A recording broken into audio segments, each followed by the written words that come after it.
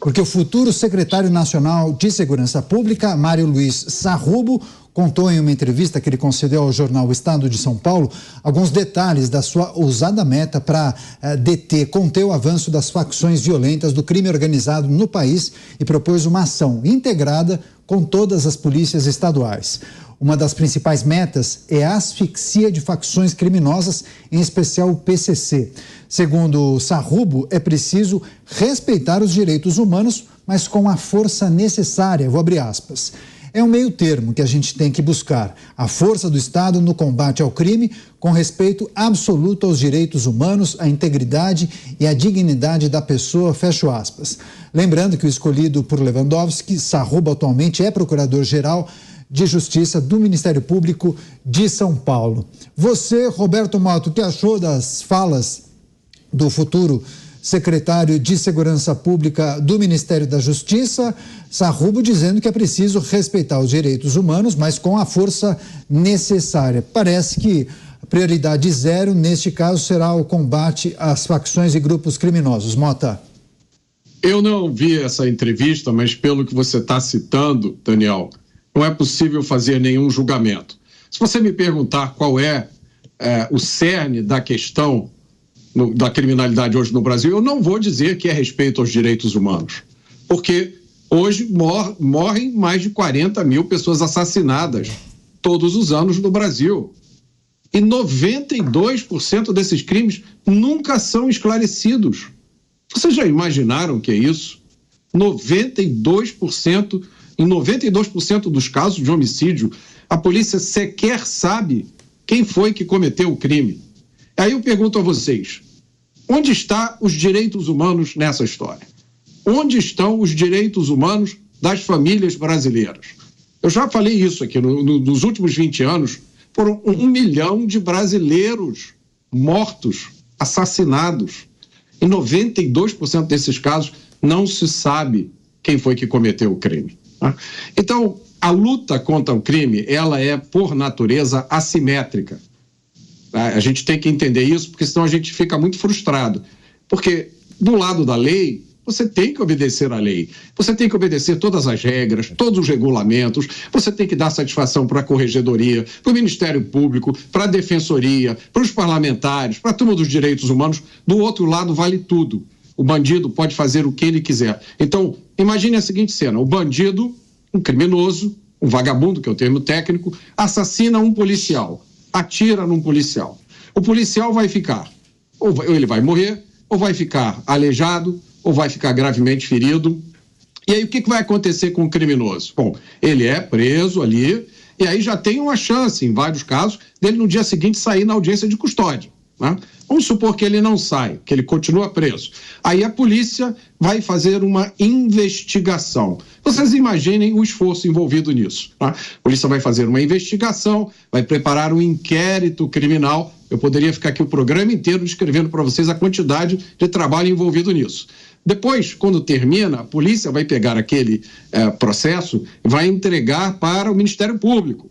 Aí o Ministério Público vai resolver se encaminha ou não a denúncia para o judiciário. Imaginem a quantidade de gente, de dinheiro que tudo isso que eu estou descrevendo custa. Depois chega na mão de um juiz.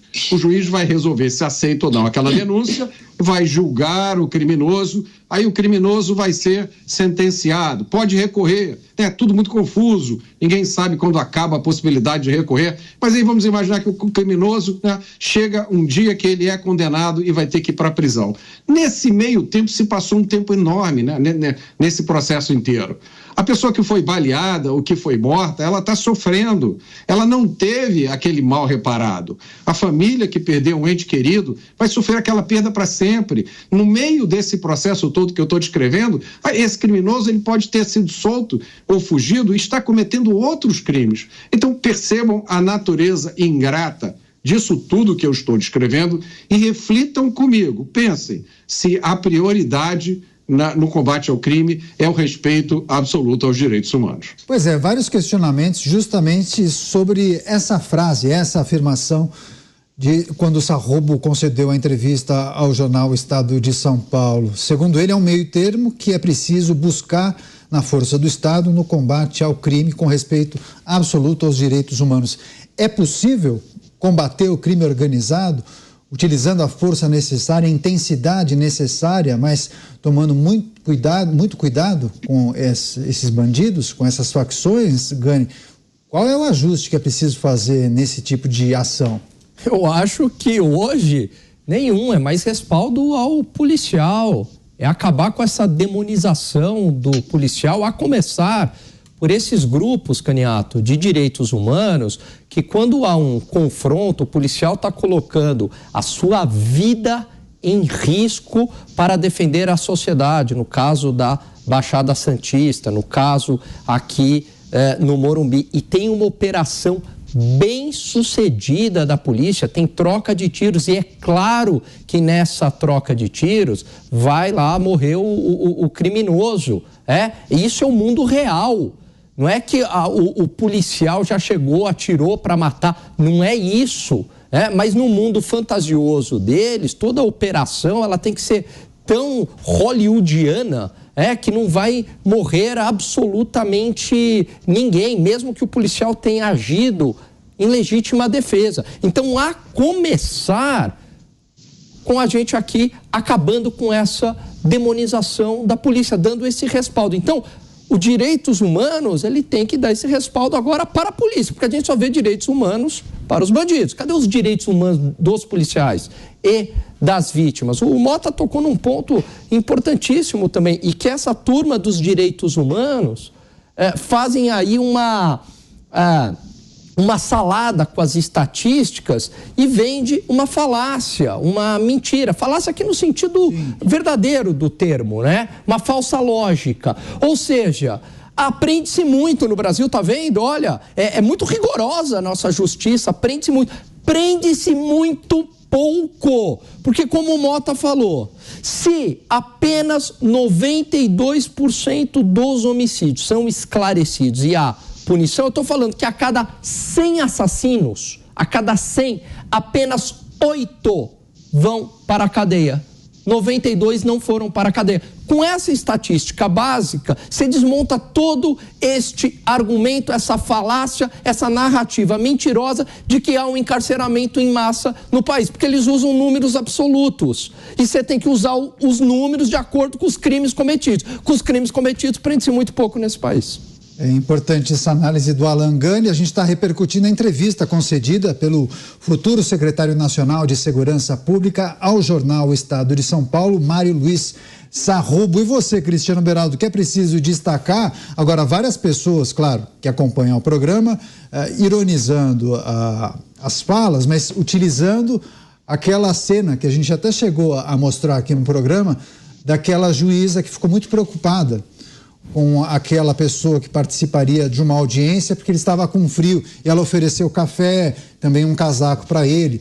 Se é aquela atitude naquele momento, se a gente consegue destacar como sendo uma ação justamente respaldada e embasada nos direitos humanos. Dá para fazer esse tipo de comparação? E numa ação contra uma facção criminosa, os direitos humanos eles se destacariam por conta do quê? Direitos humanos, né? Eu vi hoje um vídeo de um criminoso sendo tirado do camburão e o policial apontando para ele o fórum. Ora, meu caro amigo, fique tranquilo, você está aqui para ser bem tratado, daqui a pouco você vai entrar ali, vai receber um agasalho, uma aguinha, um cafezinho quente. É isso é direitos humanos? Não, não é isso que é direitos humanos. E o que me preocupa na atuação do secretário Sarrubo é justamente, primeiro, que ele não tenha os instrumentos necessários para realizar o trabalho que ele sabe muito bem que precisa ser realizado, sobretudo porque ele já deixou claro do seu propósito de enfrentar para valer o PCC. Para que isso seja para que ele seja bem sucedido nessa missão, ele precisa de outros instrumentos do Estado que precisam estar à sua disposição e eu não tenho certeza ainda se estarão. Esse é o primeiro ponto. E aí, quando se coloca essa questão dos direitos humanos, que eu entendo que é um discurso necessário, afinal de contas, ele está integrando um governo de esquerda. Então, precisa ter uma linguagem ali que, de alguma forma, não desagrade os apoiadores ou os membros do governo que têm esses pensamentos progressistas que a gente já discutiu aqui anteriormente e que, enfim, ele mantém ali uma relação minimamente amistosa enquanto realiza o seu trabalho. Mas o problema que eu vejo nisso é o seguinte: você não pode enfrentar o crime que existe hoje no Brasil, que não é o crime eventual, que não é aquela juventude da classe média que está querendo passar pela experiência do roubo, eventualmente se envolve com drogas ali, infelizmente, uma ovelha que foge do rebanho. Não é isso. O crime no Brasil é o crime organizado. Um crime organizado que destrói os direitos humanos absolutamente todos os dias, em todos os seus atos. Então, nós não podemos enfrentar e resolver o problema do crime organizado no Brasil quando você quer ser um lutador de sumô. O lutador de sumô, ele está cheio de regras. Quando ele entra ali para a luta, ele tem o banho de sal, ele tem isso, aí ele não pode pôr o pé não sei aonde, aí a roupa assim, o cabelo assado. Isso é o combate ao crime com foco nos direitos humanos, é o lutador de sumô. Só que o seu adversário aprendeu a lutar na rua. Ele está com uma pedra escondida no short e quando você olhar para lá, ele vai dar aqui na tua moleira e você vai cair. Isso é o óbvio porque isso está nas ruas, isso está naquela cena no calçadão de Copacabana, quando um senhor foi defender uma moça assaltada e tomou um coro de marginais, muitos deles menores de idade, recuperando-os, né? Assim, é um pré-vagabundo, ainda conforme a legislação brasileira. Esse é o problema real que nós precisamos enfrentar. Então não pode ter delicadeza, não pode ter boa educação, não pode ser carinhoso. O problema é muito grave. E se a gente bobear, quem morre somos nós. A vida no Brasil não está valendo nada. A pessoa mata uma vaca como mata uma pessoa. Isso é realidade em inúmeras cidades pelo Brasil afora. Como é que se reverte isso? Com muita garra, com muita dedicação, com muito desprendimento e muita vontade de ir para cima de marginal. E vai morrer muita gente, isso a gente precisa dizer. Nesta guerra civil que nós estamos enfrentando, aonde, como o Mota sempre lembra, morrem 40 mil pessoas por ano no Brasil de morte violenta, isso tem que ser enfrentado para valer. Então eu faço um desafio aqui, Caniato, para encerrar. Lembra na pandemia, quando os veículos de imprensa se juntaram e dava aquele placar das mortes por Covid no Brasil, todos os dias? Vamos fazer isso com as mortes violentas. Vamos ter o pool de emissoras, de veículos de imprensa para se reunir. O consórcio. E todos os dias publica o número de pessoas assassinadas no Brasil e coloca lá a foto da família que ficou. E quem sabe assim a sociedade vai fazer a pressão que precisa para pôr marginal na cadeia, independente da idade, acabar com essa farra de saidinha e obrigar o governo a investir nas forças policiais. Assim, talvez nós tenhamos alguma esperança de ver o Brasil melhorar nos próximos 15 anos. Pois é, enquanto você compartilhava a sua sugestão, o Mota soltou um joia para a câmera. Mota, o que achou da ideia? Mas eu queria que você também trouxesse sua avaliação. Se o secretário, o futuro secretário, terá muitas dificuldades nessa estrutura de um governo progressista. Porque tem muita gente que defende mais pautas ligadas a direitos humanos do que segurança pública, né? Pode ser que ele tenha, pode ser que ele não tenha. Como eu já disse aqui, eu não o conheço. Agora, até onde eu sei, tem uma coisa que a gente precisa colocar em perspectiva. Até onde eu sei, há muito pouco que a Secretaria Nacional de Segurança Pública possa fazer. O nome é bonito, né? Secretaria Nacional de Segurança Pública. É simplesmente uma secretaria no Ministério da Justiça, que define políticas, que define projetos, né? Eu me lembro de uma vez que um dos programas da Senasp eram cursos para os policiais, na maioria dos casos, cursos totalmente desnecessários, que não tinham nada a ver com atividade policial, acrescentava muito pouco, mas financiavam esses cursos, esses programas, né?